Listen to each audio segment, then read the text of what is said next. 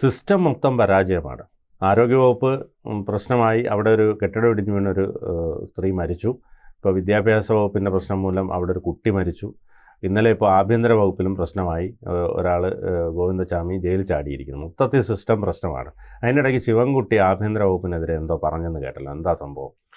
ഇതിൽ പിണറായി വിജയൻ സർക്കാരിൻ്റെ സമയം അത്ര നല്ലതല്ല എന്നുള്ളതാണ് നമ്മൾ ആദ്യം മനസ്സിലാക്കേണ്ട കാര്യം. ഇതെന്ന് 2-3 ആഴ്ചയായിട്ട് തുടങ്ങിയതാണ്, ഒരു കണ്ടകശനി പോലെ അങ്ങ് തുടങ്ങിയത്. എന്താ പറയുക, ഒന്നിന് പിറകെ ഒന്നായിട്ട് ഇപ്പോൾ സംഭവിച്ചുകൊണ്ടിരിക്കുന്നത്. തുടങ്ങിയത് ആരോഗ്യവകുപ്പിൽ നിന്നാണ്, ചേട്ടൻ പറഞ്ഞ പോലെ. കാരണം പിന്നീട് എന്താണ്, അതിനുശേഷം അടുത്തത് വിദ്യാഭ്യാസ മേഖലയിലോട്ട്, ഇപ്പോൾ ഒടുവിൽ മുഖ്യമന്ത്രിയുടെ തന്നെ എന്താ പറയുന്ന ആഭ്യന്തര വകുപ്പിലേക്ക് എത്തുകയാണ്. മുഖ്യമന്ത്രിയുടെ മാൻഡ്രേക്ക് എഫക്റ്റ് എന്നൊക്കെയാണ് പറയുന്നത്. കാരണം മുഖ്യമന്ത്രി പൊതുവെ ആരെങ്കിലും പറ്റി നല്ലത് പറഞ്ഞാൽ അവിടെ പിന്നെ അവർക്ക് കഷ്ടകാലം തുടങ്ങി എന്നുള്ളത്. മുഖ്യമന്ത്രി സ്വന്തം വകുപ്പിനെ പറ്റി കഴിഞ്ഞ ദിവസം എങ്ങാനും നല്ലത് പറഞ്ഞു കാണും.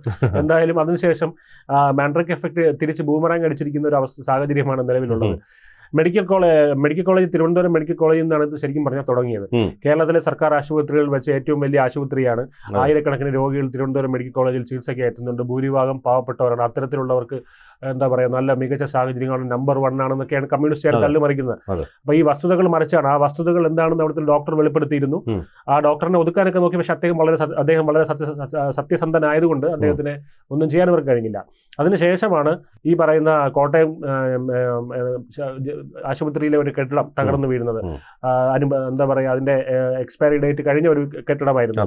അത് കഴിഞ്ഞ് പിന്നീട് വന്നതാണ് ഈ പറയുന്ന സ്കൂളുകളിലെ സുരക്ഷിതത്വം. ഒരു കുട്ടിക്ക് വൈദ്യുതാഘാതം മരിച്ചു. അതിനുശേഷം അവിടെ അനുമതിയില്ലാതെ, അതായത് അതിന്റെ കാലഹരണപ്പെട്ട ബിൽഡിങ്ങുകളുള്ള സ്കൂളുകൾ ഉണ്ടെന്ന് അറിയുകയും, ഈ പറയുന്ന ഈ കഴിഞ്ഞ മഴ ഒരു ഞായറാഴ്ച ആയിരുന്നുകൊണ്ട് മാത്രം ശക്തമായ മഴയിൽ തകർന്നു വീണ ഒരു സ്കൂൾ കെട്ടിടം ഉണ്ടായിരുന്നു. ആ ഞായറാഴ്ച ആയിരുന്നുകൊണ്ട് മാത്രം അവിടെ വലിയൊരു ദുരന്തം ഉണ്ടായില്ല.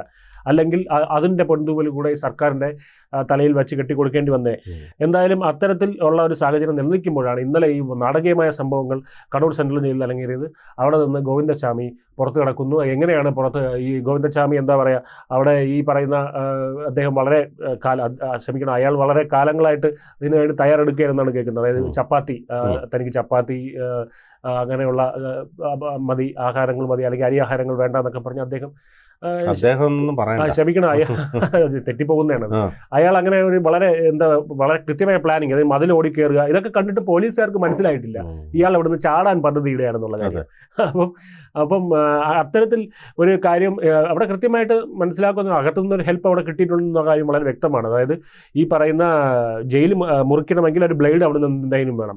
പിന്നെ ഇലക്ട്രിക് ഫെൻസ് സൗകര്യങ്ങളുള്ളതാണ് ജയിൽ എന്ന് പറയുന്നത്. അപ്പോൾ അവിടുന്ന് ചാടിക്കിടക്കുക എന്ന് പറയുന്നത്, അത് ഒറ്റക്കയ്യനായിട്ടുള്ള ഇയാൾക്ക് അവിടുന്ന് ചാടിക്കിടക്കുക എന്നുള്ളത് വളരെ, എന്താ പറയുക, സിനിമയിലൊക്കെ നടക്കുന്ന ഒരു കാര്യമാണ്. അതപ്പോൾ അവിടെ കൃത്യമായിട്ട് അവിടെ അകത്ത് നിന്ന് സഹായം ഉണ്ടായിട്ടുണ്ട്. എന്നിട്ട് ഇപ്പോൾ എന്തായാലും അതിന് പിടിച്ചതിന് ശേഷം കേരള പോലീസിൻ്റെ പൊൻതൂവൽ എന്നൊക്കെ പറഞ്ഞ് വട്ടിയൂർക്കാവ് MLA VK പ്രശാന്തൊക്കെ പോസ്റ്റ് ഇട്ടിരുന്നു. കേരള പോലീസ് എന്നൊക്കെ പറഞ്ഞ് 2 സല്യൂട്ടൊക്കെ അടിക്കുന്ന സ്മൈലിയൊക്കെ ഇട്ടിരുന്നത്. അപ്പോൾ അത് കണ്ടിട്ട് ബിനീഷ് കോടിയേരിയും ബിനീഷ് കോടിയേരിയുടെ പോസ്റ്റ് വളരെ രസകരമാണ് കേട്ടോ. ബിനീഷ് കോടിയേരി പറഞ്ഞത് കേരള പോലീസ് ഉണർന്ന് പ്രവർത്തിച്ചു എന്നാണ് പറയുന്നത്. അപ്പോൾ അത് കാര്യമുണ്ട്. കാരണം അത്ര നേരം ഉറങ്ങിക്കിടക്കുകയായിരുന്നു എന്നുള്ള കാര്യം ബിനീഷ് കോടിയേരി സമ്മതിക്കുന്നുണ്ട്. ഉറങ്ങുന്നവർക്കല്ലേ ഉണർന്ന് പ്രവർത്തിക്കാൻ പറ്റുള്ളൂ. അപ്പം അത്തരത്തിലുള്ള ഒരു പോസ്റ്റുകളൊക്കെ വന്നിരുന്നു. ഇവര് ഈ പറയുന്ന സല്യൂട്ട്, ഈ Bineesh Kodiyeri salute, VK Prasanth salute കൊടുക്കേണ്ടത് ബിനീഷ് കോടിയേരിക്കാണ്. കാരണം ഇത്തരത്തിലൊരു പോസ്റ്റ് ഇട്ടതിന്. അപ്പോൾ എന്തായാലും ഇത്തരത്തിൽ ഒരു പ്രശ്നം അരങ്ങേറിക്കൊണ്ടിരിക്കുമ്പോഴാണ് നമ്മുടെ ശിവൻകുട്ടി രംഗത്ത് വരുന്നത്. ശിവൻകുട്ടി അറിയാലോ, പൊതുവെ മാസ് ഡയലോഗുകൾ ആണ് ഇപ്പം അടിക്കുന്നത്.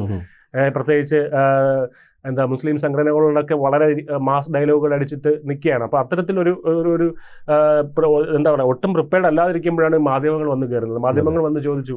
അപ്പോൾ അദ്ദേഹത്തെ അവിടെ കൃത്യമായിട്ട് പറഞ്ഞിട്ടുണ്ടായിരുന്നു. അതായത് കാരണം ഗോവിന്ദചാമി സ്കൂളിൽ പഠിക്കുന്ന ഒരു കുട്ടിയല്ല, പിന്നെ എന്തിനാണ് ഇത് ഞാൻ ചർച്ച ചെയ്യണം, ഞാനിത് പറയേണ്ട ആവശ്യം എന്താണെന്നൊക്കെ ഉള്ള രീതി. കാരണം അവിടെ നിന്ന് വളരെ വ്യക്തമാണ് ഇദ്ദേഹം പ്രിപ്പയർഡ് അല്ല. അതായത് എന്താണ് പഠിച്ചിട്ടല്ല വന്നത്. അപ്പൊ അതുകൊണ്ട് അത്തരത്തിൽ ഉത്തരം വന്നാലും കാര്യമൊന്നുമില്ല, അപ്പൊ കയ്യിൽ നിന്ന് പോകും. പക്ഷെ മാസ് അടിക്കാനും പറ്റില്ല. കേരള പോലീസിനെ പൊക്കി അടിക്കാനും പറ്റൂല. കാരണം എന്താ സംഭവം പഠിക്കാനൊന്നും സമയം കിട്ടിയില്ല. ഇത് അവിടെ വന്നപ്പോഴും ആശാനും അറിയുന്നത്. അപ്പൊ എന്തായാലും അങ്ങനെ ഒരു സാഹചര്യം ഉണ്ടായി. അപ്പൊ അവിടുന്ന് ഈ പന്ത് തട്ടി പിണറായി വിജയന്റെ കോർട്ടിലോട്ട് ഇടുന്ന ഒരു പരിപാടി കാണിച്ചു. അതായത് സ്കൂളിൽ പഠിക്കുന്ന കുട്ടികളെന്ന് പറയുമ്പോൾ വകുപ്പിനെതിരെയാ പറഞ്ഞിരിക്കുന്നത്. അതെ, എന്റെ വകുപ്പല്ല എന്നുള്ളത് അവിടെ വ്യക്തം. അപ്പൊ ഇത് ആരുടെ വകുപ്പാണ്? ആഭ്യന്തര വകുപ്പ്. അവിടെ ചെന്ന് ചോദ്യം ചോദിക്കും. അപ്പൊ അവിടെ നിന്ന് വളരെ വ്യക്തമാവുന്ന കാര്യം എന്താന്ന് പറഞ്ഞാൽ, ഇതിന്റെ ആ വകുപ്പിന് വീഴ്ച ഉണ്ടായിട്ടുണ്ടെന്ന് താനും സമ്മതിക്കുന്നുണ്ട് എന്നല്ല. അപ്പൊ അവിടെ കൃത്യമായിട്ട് എന്താ പറയാ, അത് ഇനി അത് അത്തരത്തിൽ ഉദ്ദേശിച്ചിട്ടില്ല എന്നുണ്ടെങ്കിൽ അദ്ദേഹം തന്നെ അത് വ്യക്തമാക്കട്ടെ. എന്തായാലും കേരളം ഒന്നാകെ വലിയ രീതിയിലൊരു ഇപ്പോൾ ഒരു എന്താ ഒരു മറുപടി, അല്ലെങ്കിൽ എന്താ ഒരു മറുപടി ഈ സർക്കാരിൽ നിന്ന് ഇവിടെ എല്ലാം മൗനമായിട്ടിരിക്കുന്നത് ആരാണെന്ന് നോക്കിക്കഴിഞ്ഞാൽ നമുക്കറിയാം നമ്മുടെ കാരണഭൂതമാണ്. അദ്ദേഹം ഈ 3 സംഭവങ്ങളിലും ഇതുവരെ ഒരു പ്രസ് മീറ്റ് നടത്തുകയോ മാധ്യമങ്ങൾ കാണുകയോ ഒന്നും ചെയ്തിട്ടില്ല ഈ 3 മേഖലകളിൽ ഇത്തരത്തിലുള്ള ഇത് വന്നപ്പോഴും. അതേസമയം കഴിഞ്ഞ അവധി ദിവസം എടുത്തു വന്ന് ഈ പറയുന്ന വിജിലൻസ് ഉദ്യോഗസ്ഥനെ എന്താ പറയാ ED ഉദ്യോഗസ്ഥനെ ചോദ്യം ചെയ്ത കേരള വിജിലൻസ് ഉദ്യോഗസ്ഥനെ സ്ഥലം വിജിലൻസിൽ നിന്ന് മാറ്റി കേരള, അതിനൊക്കെ അദ്ദേഹം അവധി ദിവസം വരെ വന്ന് ജോലി ചെയ്യുന്നത് കണ്ടിരുന്നു. അപ്പൊ അത്തരത്തിൽ അദ്ദേഹം ചെയ്യേണ്ട കാര്യങ്ങളൊക്കെ ഇവിടെ ചെയ്യുന്നുണ്ട്. പക്ഷെ മാധ്യമങ്ങളെ കാണാൻ അദ്ദേഹത്തിന് ഒരു മടിയുണ്ട്. എന്തായാലും പിണറായി വിജയൻ വളരെ നാളുകൾക്ക് ശേഷം ഇപ്പോൾ മാധ്യമങ്ങൾക്ക് മുമ്പിൽ വന്നത് അച്യുതാനന്ദന്റെ ഈ വിലാപയാത്രയ്ക്കാണ് അദ്ദേഹത്തിനെ കണ്ടത്. അതിനുശേഷം അവിടെ അദ്ദേഹത്തിന്റെ അത്തരത്തിലുള്ള പ്രതികരണങ്ങൾ മാത്രമാണ് ഉണ്ടായിരുന്നത്. ഇതിനെപ്പറ്റിയുള്ള യാതൊരു പ്രതികരണങ്ങളും ഇല്ലായിരുന്നു. എന്തായാലും ഈ പല സ്കൂൾ കെട്ടിടങ്ങളും ഇപ്പോൾ മഴയെ തിടിഞ്ഞു വീഴുന്ന സംഭവങ്ങൾ ഉണ്ടായിട്ടുണ്ട്. ഇതിനൊന്നും തന്നെ യാതൊരു ഉത്തരങ്ങളും ശിവൻകുട്ടിയോ അല്ലെങ്കിൽ ആർ ബിന്ദുവോ തരുന്നില്ല. ശിവൻകുട്ടി പറഞ്ഞ പ്രസ്താവനയിൽ ഒരു തെറ്റും കൂടെ ഉണ്ട്. അതായത് തന്റെ വകുപ്പിൽ വരുന്ന കാര്യങ്ങൾ മാത്രമാണോ ശിവൻകുട്ടി പ്രതികരിച്ചിട്ടുള്ളത്. അദ്ദേഹം സുരേഷ് ഗോപിയുടെ വിഷയത്തിൽ പ്രതികരിച്ചിട്ടുണ്ട്, നോക്കുകൂലി വിവാദത്തിൽ പ്രതികരിച്ചിട്ടുണ്ട്. ഇതൊന്നും അദ്ദേഹത്തിന്റെ വകുപ്പല്ലല്ലോ. ഗവർണറുടെ വിഷയത്തിൽ പ്രതികരിച്ചിട്ടുണ്ട്. അദ്ദേഹം വിദ്യാഭ്യാസ മന്ത്രിയാണ്, പക്ഷെ ഉന്നത വിദ്യാഭ്യാസ മന്ത്രിയല്ലല്ലോ. അപ്പൊ അദ്ദേഹം ആ കാര്യത്തിൽ പ്രതികരിച്ചിട്ടുണ്ട്. അപ്പൊ ഇത്തരം കാര്യങ്ങളിലൊക്കെ പ്രതികരിച്ചിട്ടുണ്ട്. അപ്പൊ അതിൽ നിന്ന് വളരെ വ്യക്തമാണ് എന്താണ് അത് പിണറായി വിജയൻ വകുപ്പിലേക്ക് ചെന്ന് ചോദ്യങ്ങൾ ചോദിക്കൂ എന്നുള്ളത് തന്നെയാണ് അവിടെ വ്യക്തമാകുന്നത്. ഈ ഗോവിന്ദസ്വാമിയുടെ ജയിൽ ചാട്ടം ശരിക്കും ഒരു പാഠ്യ വിഷയമാക്കാന്നുള്ള ട്രോളുകളൊക്കെയാണ് ഇപ്പൊ പറഞ്ഞുകൊണ്ടിരിക്കുന്നത്. അപ്പൊ അതുകൊണ്ട് ശിവൻകുട്ടിയെ ട്രോളാൻ ഇപ്പൊ എല്ലാവർക്കും ശരിക്കും അദ്ദേഹം പറഞ്ഞോ, കാരണം അദ്ദേഹം പറഞ്ഞോന്ന് എനിക്കറിയില്ല.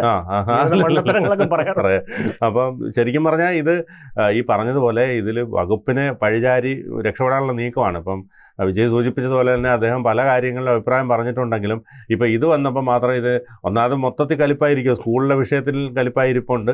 അപ്പോൾ ഇതും കൂടെ കേട്ടപ്പോഴത്തേ ഇവിടെ ഗോവിന്ദസ്വാമി സ്കൂളിൽ പഠിക്കുന്ന കുട്ടിയല്ലല്ലോ എന്ന് ചോദിച്ചത് ആ ഒരു കലിപ്പ് മനസ്സിൽ നിൽക്കുന്നുണ്ട്. പക്ഷേ ഇത് ചെന്ന് നേരെ എന്ന് കൊള്ളുന്നത് ഈ പറഞ്ഞ പോലെ കാരണഭൂതന്റെ നെഞ്ചത്തോട്ടാണെന്നുള്ളത് പുള്ളി ഓർത്ത് കാണത്തില്ല. അതാണ് സംഭവിച്ചത്. അല്ല, ഇതിൽ ഒരു കാര്യം കൂടെ ഉണ്ട്. സമസ്തയെ ചൊടിപ്പിച്ചതിന്റെ ഒരു കലിപ്പിലും കൂടെയാണ് മുഖ്യം നിൽക്കുന്നത്, ശിവൻകുട്ടിയെ ചൊടിപ്പിച്ചത്.